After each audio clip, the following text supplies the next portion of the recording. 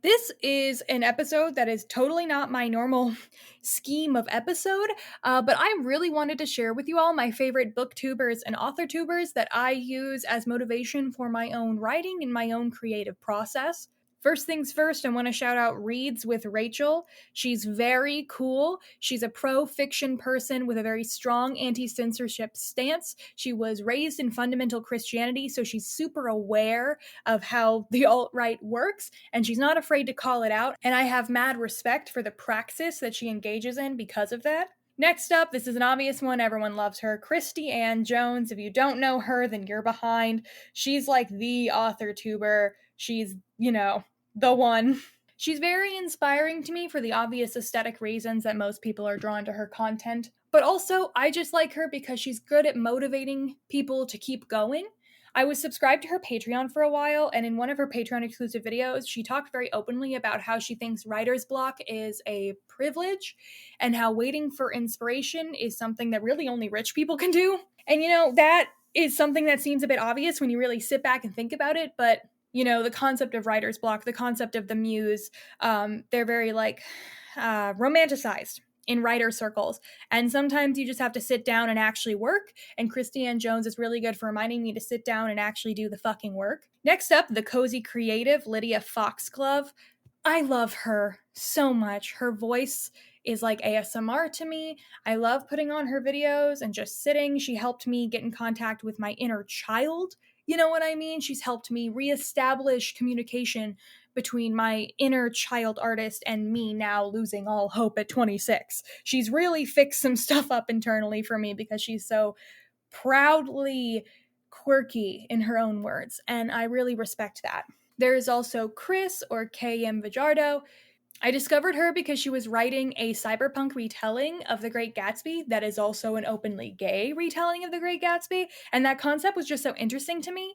But then I really fell in love with her because of her grind set, which I know is probably not the healthiest thing in the world, is to be inspired to grind more. But the reality is, with a thing like writing, it takes work to put out 70,000 words, 100,000 words, 120,000 words. That's hours, that's work, that's time. And unless you're going to sit down and do the work, you're never going to finish anything. So, as someone who wants to be a writer professionally and someone who has published something, the grind set is important. It's really easy to not do the work. And so it's really nice having people to remind you to do the work. She's also just very cool. I really like the ideas for other books she's mentioned. Like, she's just a very cool, creative person. I really like what she brings to the table.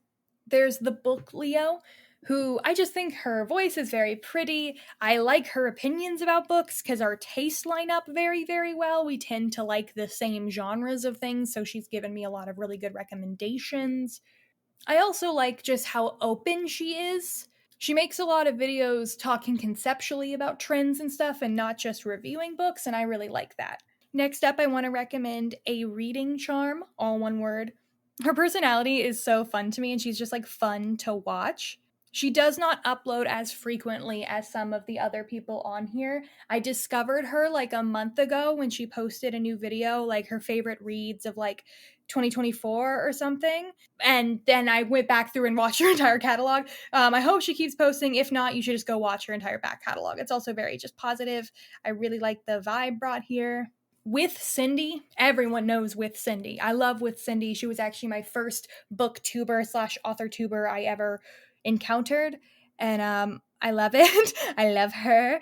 She is awesome. She is queer. She is not afraid to tell it how it is, and I like the attitude that she brings to the freaking table. I feel like not enough people bring that attitude, and that attitude needs to be brought.